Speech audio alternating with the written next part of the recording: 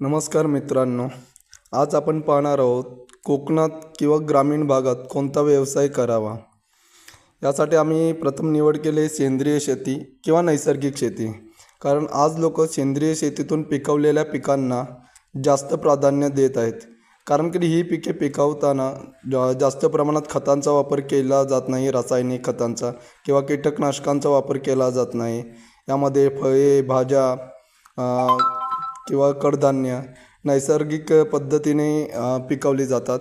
त्यामुळे या गोष्टींची मार्केटमध्ये किंवा बाजारामध्ये जास्त मागणी आणि यांना जास्त उत्पन्न मिळतं, नफा मिळतं या गोष्टीकडून. तर असे कोणते पिके आहेत जे आपण घेऊ शकतो आणि त्याच्यातून आपल्याला फायदा मिळेल. कारण कोकणात बघायला गेलं तर सध्या पडीक जमीन जास्त चाललेत, लोक मुंबईला चाललेत उद्योगधंद्यांसाठी किंवा कामासाठी. तर शेताच्या शेतं पडीक होत चाललेत. त्याच्यामुळे आपण यावर्षी बाजारमध्ये उतरलो आहे, जेणेकरून आपल्या इथल्या लोकांना रोजगार मिळेल आणि आपण पिकवलेली पिके बाजारामध्ये चांगल्या रेटने जातील या गोष्टीकडे आपण लक्ष देत आहोत. जरी कोणी केलं आपल्या इकडे तरी आम्ही त्यांना जो प्रतिसाद पाहिजे तो देत जाऊ. त्यानुसार वेगवेगळे आहेत, हंगामानुसार वेगवेगळी पिके आपण घेऊ शकतो. याच्यामध्ये टोमॅटो लागवड आहे, त्यानंतर मिरची लागवड आहे, वांगी लागवड आहे, त्यानंतर शेवगा लागवड आहे.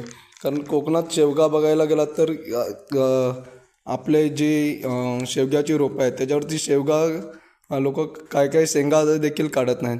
पण या शेवग्याला बाजारामध्ये किती मागणी आहे हे आपण बघितलं तर नक्कीच शेवगा लागवड हे आपल्याला जास्त नफा देणारे पीक आहे. त्यानंतरला वेगवेगळे हे आहेत, उन्हाळ्यामध्ये आंब्याचा आपण देखील व्यवसाय करू शकतो.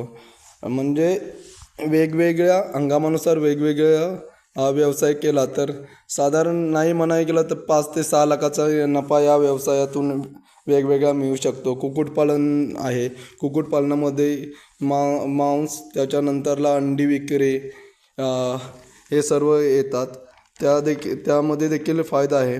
पण काही लोक या गोष्टीकडे बघत नाहीत. कारण जोपर्यंत आपण करत नाही तोपर्यंत आपल्याला त्यामधून फायदा आहे की नुकसान आहे हे आपल्याला समजत नाही. पण बघायला गेलं तर नक्कीच या गोष्टीतून फायदा आहे. गणपती, दसरा, दिवाळी या सणानुसार फुलझाडे लागवड केली तर त्यानुसार देखील आपल्याला फायदा मिळणार आहे. तर नक्कीच ग्रामीण भागातील लोकांनी या व्यवसायांकडे वळावे अशी आमची इच्छा आहे. कारण आम्ही या गोष्टींकडे चाललो आहे आता आणि मार्केटमध्ये आम्ही उतरलो आहे. कारण नैसर्गिक जेवढं देता येईल तेवढं आम्ही लोकांना कडधान्य पिके देण्याचा प्रयत्न करणार आहोत.